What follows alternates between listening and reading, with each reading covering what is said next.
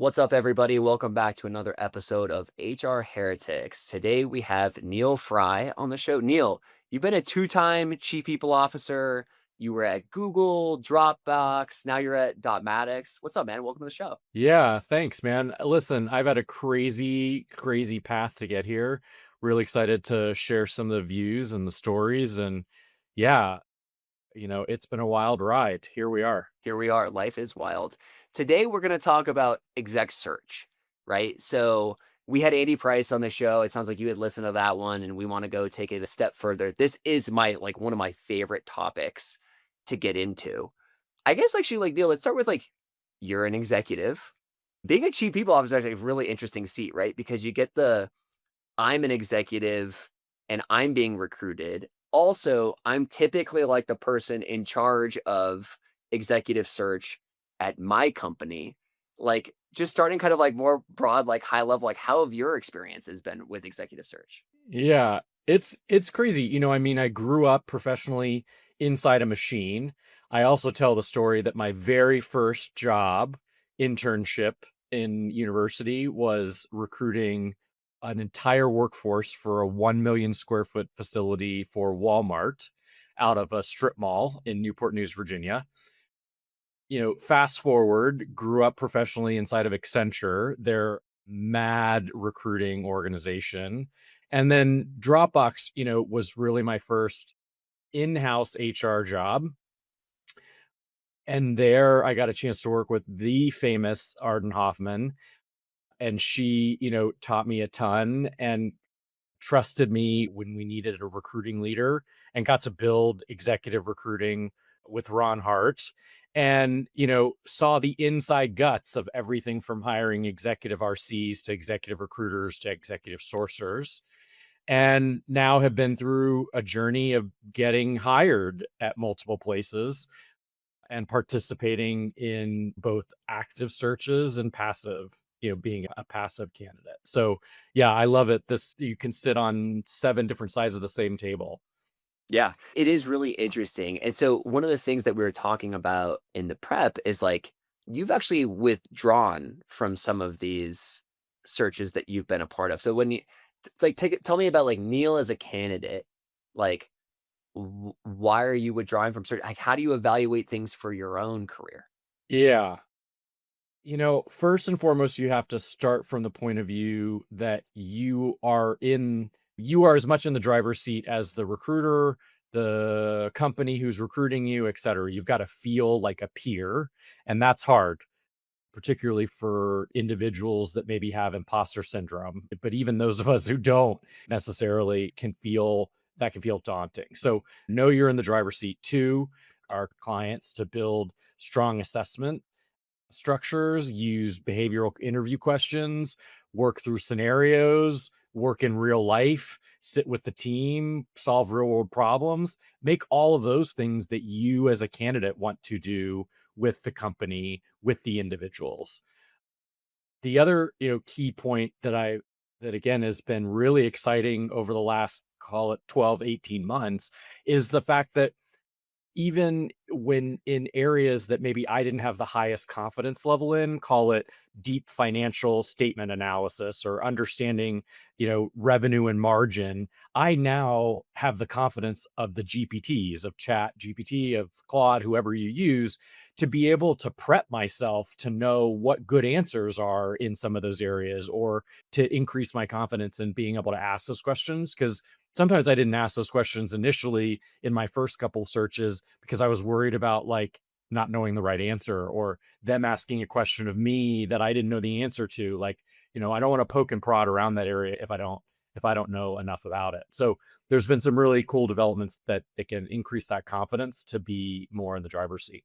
Yeah, I mean, what I would also say too is that it turns out no human is perfect, Correct. right?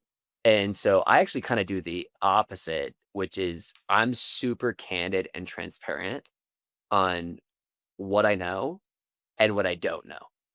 And when I don't know something, I also go through the process of how I figured that thing out.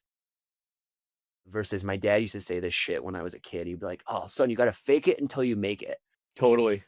which I think is the worst advice because we lie. We're like it's like a dry, and then you're living a lie when you act like that person. Yeah. Well, and I'll tell you, I've been not selected for reasons of potentially always having an answer. So I learned that in a couple of searches. And, I learned that at Accenture, right? You're a management consultant, you're supposed to have quote unquote all the answers. And so that was ingrained in me 10 years at a place like that, things get ingrained in you. And The other thing you mentioned is like letting the recruiter or CEO like drive the process versus like you also driving. I have found with friends that it is very easy to get kind of pulled in and like sucked into the vortex of what's like the opportunity in front of you. And taking like a step back is actually really hard because like first of all, when you're an exec, there's not that many of these opportunities. Just by definition, there's like, 5 to 8 executives at every company, right? And so there's fewer of these roles. And so when they come along, then the other piece is you're like dealing with like some really typically very good communicators. Like exec recruiters are very good communicators. They're very good salespeople. So are typically CEOs, who the person you're going to be reporting to. And so how do you, like, what's your process been to just figure out like internally what matters for you? And then how do you go and apply that filter when you're talking to companies? yeah. And I liken this to like matchmaking. Like I think that it does, there are some very similar feelings to dating and relationships where you can feel a lot of pressure and you can feel a lot of fear about not being picked.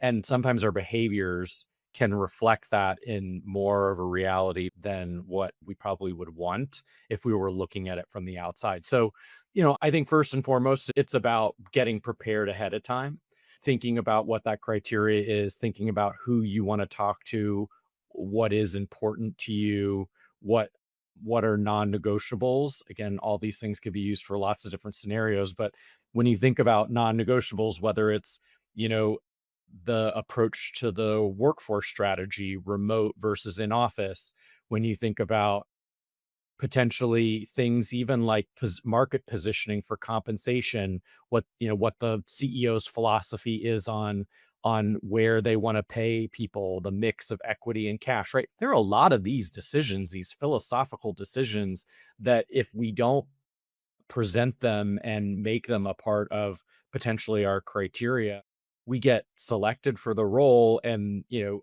6, 12 months in, we're at a really high conflict point and we're not aligned. Yeah. LJ Brock said that when he was on the show, which was like, you actually don't know. There's so many things we don't know about the other side, right? Whether we're in the company or we're the executive, until you actually go through that high conflict point. And then that's when a lot of things become illuminating. But to your point on the non negotiables, like I think a lot of things people don't talk about is this product even something I'm excited about, right? Like something super basic as just, do I really want to go sell this thing for the next 5 years? Because it's really easy to get wrapped into like, oh, I like this person, or oh man, they're selling something really good, or the revenue's growing really fast. And you start contorting yourself when you don't like just take a step back and think first principles of like what matters for me. And it's crazy that people don't do that, but I feel like it's like you got to start there, period, if you're an exec. I agree. Yeah, I kind of think about it in a framework of the business, the product or services, and then the work that we are probably going to do together as an HR executive and the executive team. And it's digging in, it's defining those criteria to your point. Do I want a certain growth? Do I want a certain margin? And by the way, a lot of that wasn't, decided by us. And again, it's also where I took a very different position after one of the organizations that I worked for, was burning cash crazy, like everybody was. I made a very thoughtful move to the next company that I wanted to ensure they were thinking about and or creating. They not only had started to achieve this, but they had a plan to continue being profitable and delivering profit and delivering margins. And then from the product perspective, absolutely. I try to be, if I can't be a user of that system and love it or the product, then I at least need to understand the use cases. You need to understand the customer value proposition and understand what the satisfaction is of the product. Totally. And you mentioned something kind of in passing at the beginning, which is around getting picked, and that analogy holding true for like matchmaking. I feel like most execs who are talented actually don't realize how talented they are. Mm. Hmm. And so part of it is like you don't see that many of these opportunities when an opportunity comes up, right? You're trying not to lose it as opposed to trying to figure out does this opportunity meet my criteria of what I'm optimizing for? Yep. And said another way, don't mistake polish for fit. To your point about these being great communicators, they've probably been doing this for a lot of people. Don't mistake, oh wow, this is the best set of conversations I've had. This is the cleanest, this is the most whatever polish means for you, don't mistake those two things for one another. And yeah, as you asked me before, be okay about saying no and explaining it. I've said no to opportunities because there wasn't a fit on a criteria related to some of the strategy. I've said no to opportunities when I heard an inconsistent story between the CEO and other executives. I've said no to opportunities because, ultimately the approach that they wanted to take to building out the people team didn't seem to be the long-term vision. It was more short-term focused. So, those you have to be ready to make those decisions for sure. Yeah, it's really interesting. Everybody wants to win, right?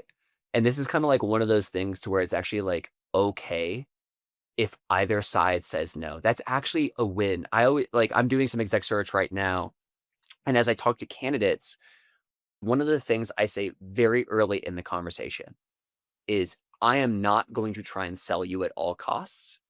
I want to get really clear about what you're optimizing for and explain everything I know about this opportunity, including all of the humans that are at play and like what I think their strengths are, where I think their areas of deficiencies are, how they think about style and what styles work with them, how they think about taste and the things that like they deeply care about and matter for them, and put everything on the table so both sides can have as much transparency into the other as possible, such that if it does work, awesome.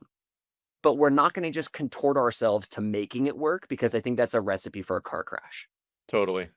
And I mean, truth be told, like none of us, most of us don't want to join an organization that's running quote unquote perfectly. So when we walk into a story where the development areas that are being outlined by the recruiter or the CEO, aren't either jiving with our experience or jiving with the results or inconsistent across the people, dig in on that and push. Like, don't take the answer again as delivered. Ask it 4 times. Ask it of the exec recruiter, ask it of the CEO, ask it of the individual to answer those questions and validate them. Hey everyone, we'll be right back in a moment after a word from our sponsors. I must admit, I used to believe that AI didn't actually exist in recruiting or HR.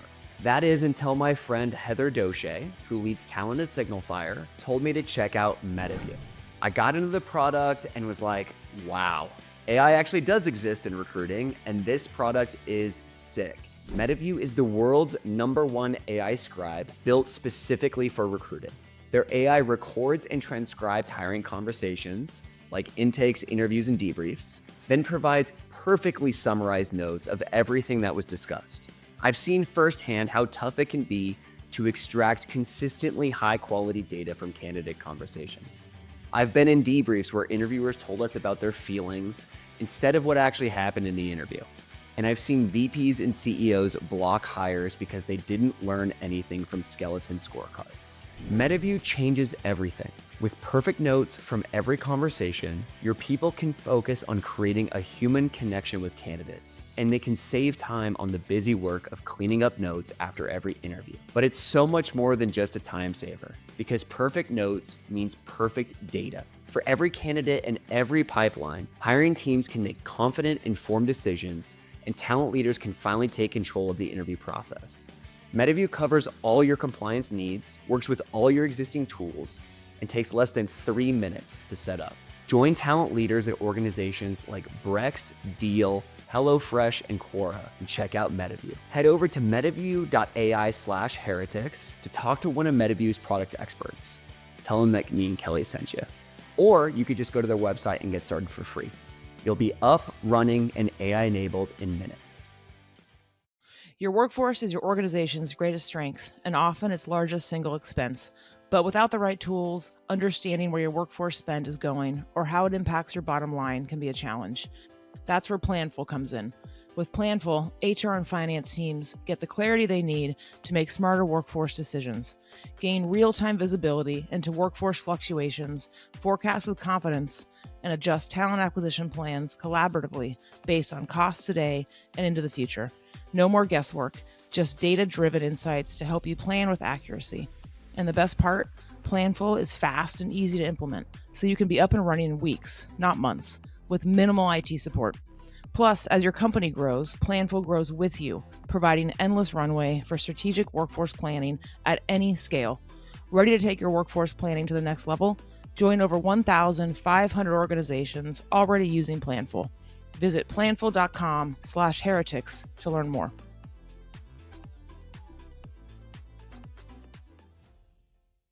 Yeah, it's also like one person's like blemish actually might be like in your mind, might actually be the strength and part of the secret sauce that makes that thing run. But running for them doesn't mean it needs to run for you. Or a problem I want to solve that nobody else does. Totally, right? And like that's cool, right? Like that's totally cool. So let's talk about like more specifically. So now let's take the seat of like your chief people officer, right? I'm assuming that when CEO wants to open a search, like just start from the beginning of the process, they come to you and be like, Neil, all right, we're ready to run this search. Like, which firms do we partner with? And then you're helping pick the firm, right? And then now we start, once we pick the firm, then we kind of go into like, okay, how are we going to assess for this person? What are the key things that need to know about us? So give me the rundown of how you guys think about the very beginning of an exec search. Yeah, and again, this varies between internally run teams and partnering with the search firm. So for me, I think that there is a level of the story, particularly as it relates to the company and the product, et cetera, that's a given for internal search teams that allow faster starts, as it were. But for external firms, when I'm working with, there is a lot of educating them and ensuring that the tone and the approach is delivered and consistent. So I think the trouble I've seen with some exec searches has been when that story isn't delivered and or the initial assessments aren't done at the level expected, and you see candidates start to come through that don't meet that criteria. So it's defining, and then it's, applying all the functional, experiential, technical, skills and assessment approaches. I partner with the exec firms to really, define that from start to end. I treat it just like every other search. What's the criteria for running a search internally versus going out and using a firm? Well, personally, I would use an internal team for probably quote unquote 90+% of my searches. Holy shit, really? Oh yeah. I mean, Dropbox, we built an amazing internal recruiting team that handled everything except 4 or 5 searches a year. And we were hiring 1,000 people a year. Okay.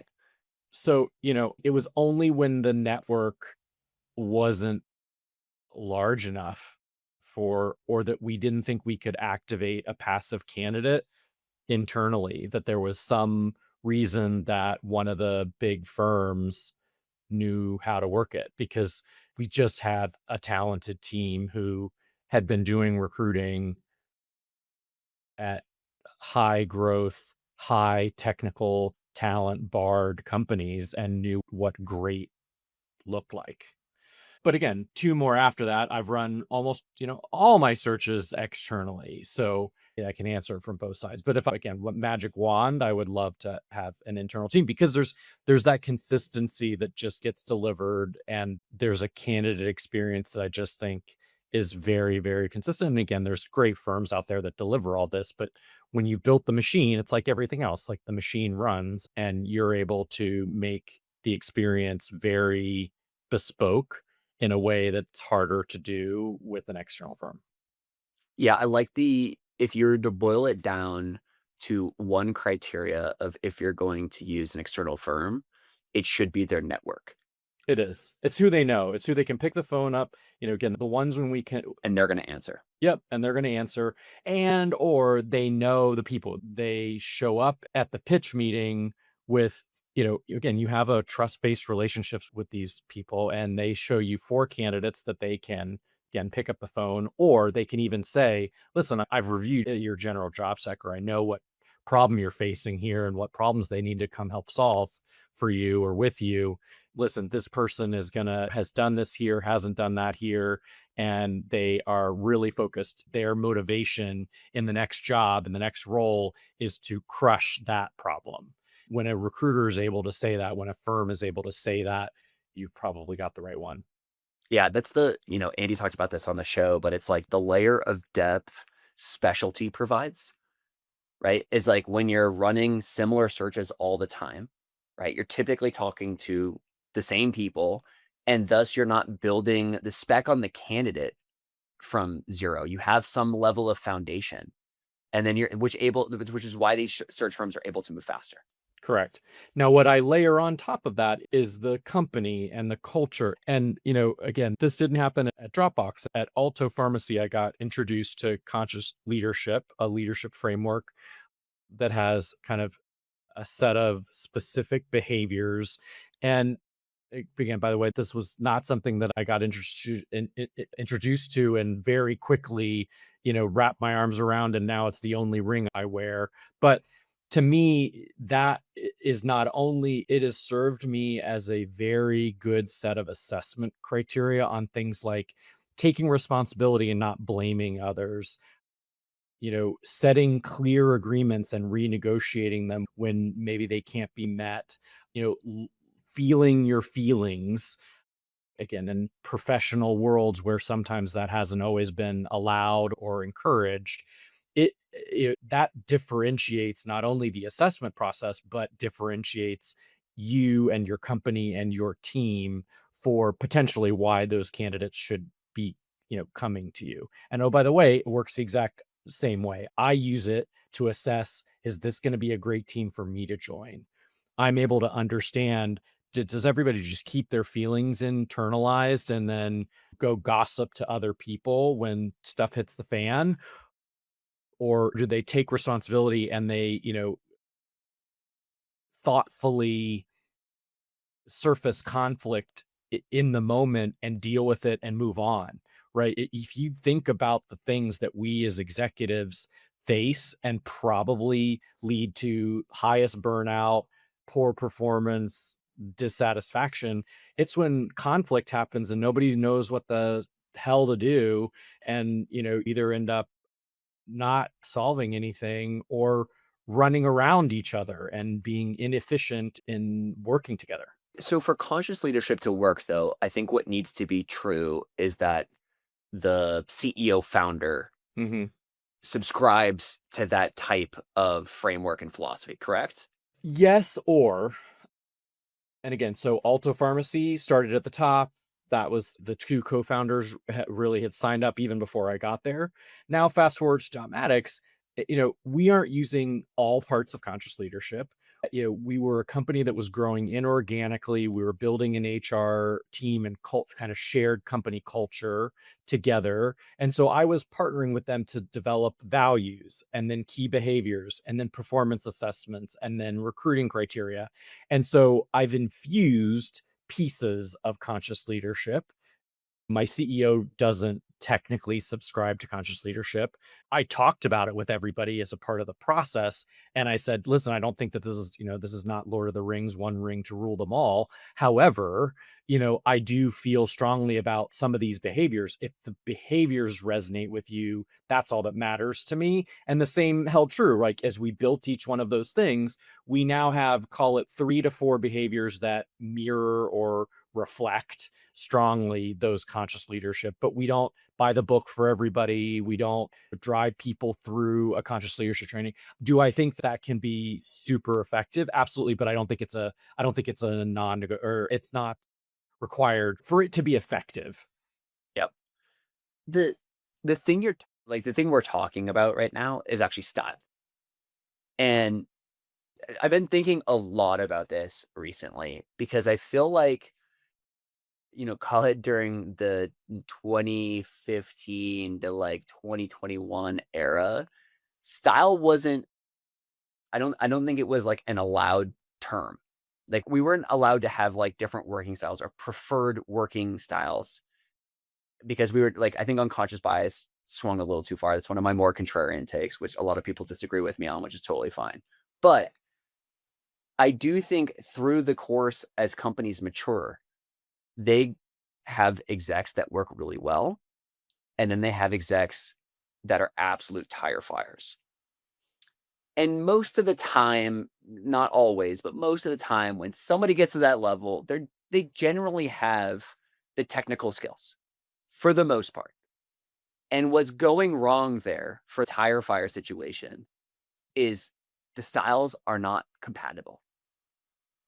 How do you think about like figuring out the style of a company and then taking the style of the company and weaving it into like the interview process?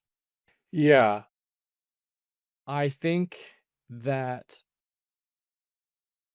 it's a lot of like the culture work. I think I use the same framework that I do around culture.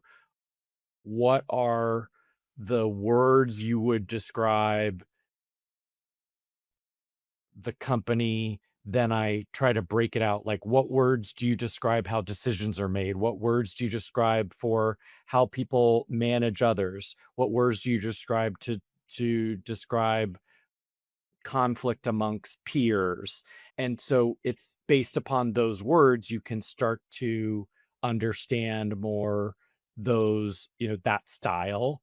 And then you have to understand there are, much like leadership frameworks, there's 100+ assessments out there.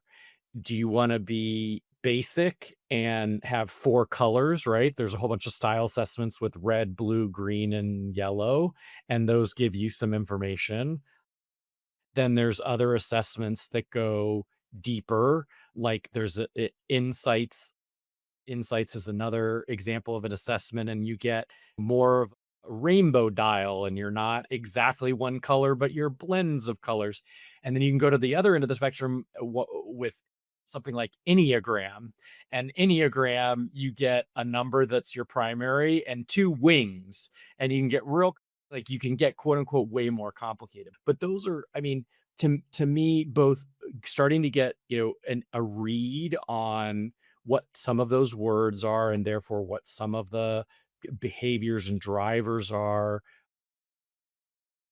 and then understand what level of complexity slash information does the organization want or need in order to support that culture or that part, those parts of things.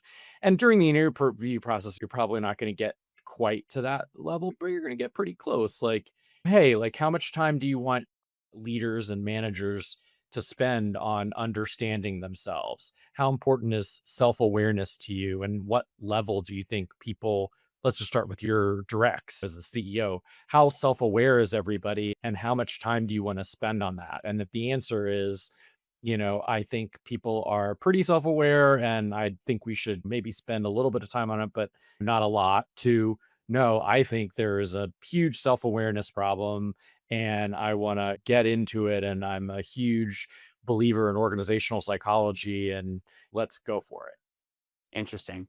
My view on that has always been like maybe it's just been selection bias, but the majority of CEOs who I have worked with are tactile learners. And so what tends to happen is, we fire somebody, which is now we have an open role, Mhm. and we think about all of the things that didn't work, and we get really clear about coming up with assessments to ensure that like we filter for those things very strongly because like the organism had an adverse reaction to that thing. Yeah.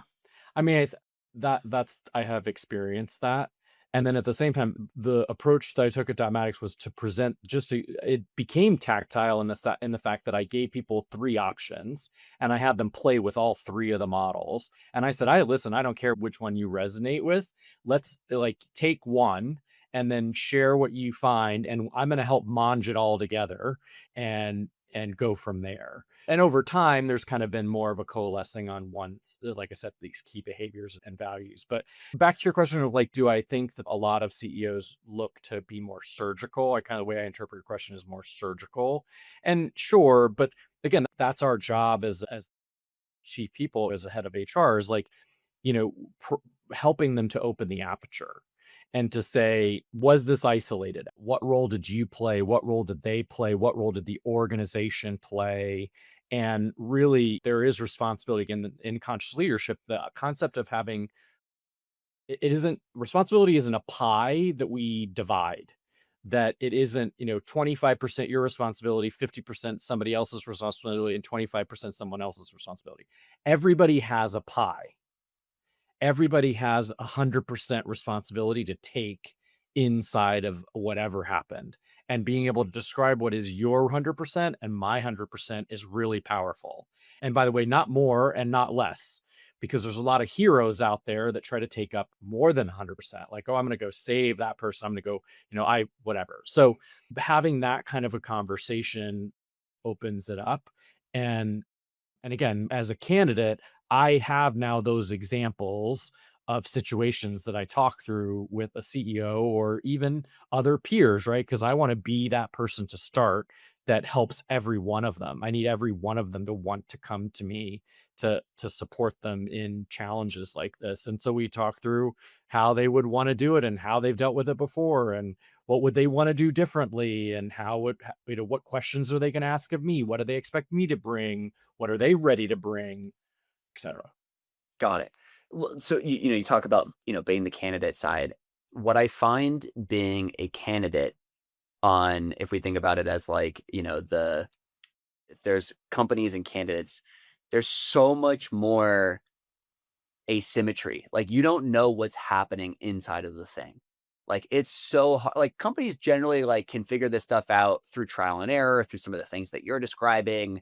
And they generally get clear. And if even the company doesn't know, typically the early employees know, especially for startups. Like the early employees are generally the ones who generally know what's up and who's going to work and who's not going to work.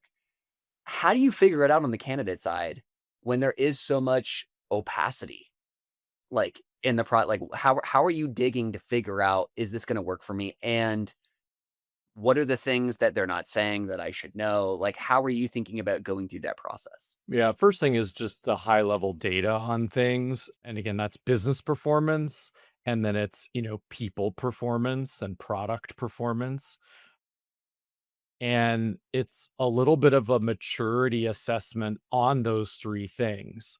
Tell me about the financial reporting and the financial forecasting and what's been your accuracy the last 3 quarters that you've done or last year that you did, whatever. Then you go to the product and you say, great, what's your roadmap look like? And, how accurate have you been? How many of your releases have delivered on time? And what's been the test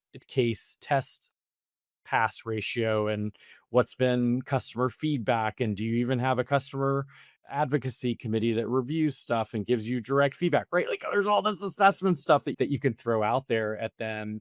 And so that's the first step. And then it is a little bit of building out these questionnaires of who you want to talk to. That's another piece of advice. 9 times out of 10, you're probably talking to the panel that the executive recruiter and the firm has created for them or in partnership with them. I tend to request more people and more experiences than those firms offer. And people get scared about that, like duration and number of people. And, oh, now you're introducing different people that I/the CEO don't want involved in the assessment process. So you've got to help them navigate that. And again, that's probably the job that you're about to go take, right? Like they don't know how to deal with that necessarily. And the recruiter's probably telling them, don't add anybody else. You don't want any more voices in this room. You don't. So, again, I want to talk to, whether it's other executives, particularly if I learn about conflict or learn about some blemish, I'm probably going to want to try to talk to that person. I'm also going to want to understand a little bit about the team. We get super scared about that too, wanting to either interview or meet with the team for two reasons. Are they going to like me? And all of a sudden now I'm not going to be a candidate because the team doesn't like me. Or two, I'm going to find out that maybe there's skill deficiencies and that there's going to have to be changes right away. And maybe there's all this, again, it all comes down to fear. I'm afraid of what's going to happen. And instead, if we just like sit with that fear and be like, cool, like whatever's going to happen is going to happen. I know that this is what I want to be able to experience to make the best decision possible for me and for the company. You gain that confidence to be able to participate in that. The last thing I did on this last search was I wanted to participate in a real life activity that the team was doing around culture. And that allowed me to see how the team interacted. And right, when you're working in a real world example, just like we know works for candidates, you learn way more than you do in a behavioral interview. And so push the envelope that way to be able to experience, how does the exec team debate something? How does the exec team make a decision about something? How does the exec team or whoever you're working with even, approach a problem? Do they approach it like Amazon and everybody reads a piece of paper, or is it a blank sheet of paper and everybody's just throwing things around and nobody has an agenda and it's all free for all, whatever, right? Like just every one of these things, you get a lot of data points from advocating for that. I always say there's no substitute for time in relationships. Mm-hmm. And with exec search, there's a desire to just like get it done, right? Because typically it's a big hole, right? It sucks, right? To use the same analogy as like dating sucks, right? Having an open role and then dating a bunch of candidates sucks, takes forever. And so a lot of people on both sides, on the company and the candidate side, are just like let's just try and accelerate this thing. And to keep the analogy, it's like a shotgun marriage. And most of those turn out like fucking disasters, it turns out. And some of them work, right? But most of them do not work out super well. To your point on the real life work example, I did the same thing at Carta. So at Carta, I met with like 7 people. They were like, "Oh, we want to extend an offer." And I'm like, "That's great. I don't really know anything about how you guys work. And you don't know how I work. All you know is that I answered a bunch of like behavioral questions and told you about stuff in my past, which may or may not be true. Like, I actually want to spend more time with you." And oh, by the way, and I designed essentially the take home, which was like, "Hey, we're going to grow this many people. This is what the team needs to look like. I'm going to go present that. And we're going to essentially use this as our first body of work that if you guys agree with, we're going to use this as our operating model for the first quarter." And that got so much clarity on my working relationship with people, which is part of the reason I accepted the offer. But a lot of execs kind of have this like, I'm too good for a case study or take home sort of a thing attitude. And I think that's bad for them. Absolutely. Humility is a part of this. Vulnerability is a big part of this. Being vulnerable. We're going to face crazy challenges. For those of us who are like, oh, the pandemic that's the biggest thing we're going to all have to deal with. Well, here we are, right? Like we're on our third, kind of workplace traumatic, huge magnitude change in the current period. That level, we're going to face that uncertainty together. and knowing how people work in those environments is really important. To tack on to what you shared, I had another experience where I built the budget for the upcoming year with the CEO and asked them to sign up for it or us to revise it prior to me accepting the offer. Because I didn't want to walk into not knowing how much headcount I had, not knowing how much investment I had, not knowing which system. Like, I wanted to know a number, and I wanted to know that the CFO was signed off as much as the CEO was signed off. And we were obviously realistic where it wasn't going to be exactly that number, but I knew I wasn't 2 magnitudes off. Exactly. And it turns out that oftentimes when you don't make the implicit explicit, you can be many magnitudes off and then be like, oh shit, like what did I just walk into? Which really is like the worst situation to be in, considering that, outside of, who you marry and where you live, where you work is like the next biggest thing. Absolutely. Absolutely. Neil, this was a blast, man. Where can people find you? They can find me on LinkedIn primarily. Come and find me. Again, if I were to sum up everything we talked about today, Nolan, I'd say stop waiting to be picked. Treat this like due diligence. Treat this like an acquisition. You are acquiring a company just as much as they are you. And don't just take that back seat that oftentimes, can not only be what we are asked to take, but feels, most comfortable. Get uncomfortable. Yep. Yeah. Get weird during these processes. Thanks for taking the time, Neil. Thanks, Nolan.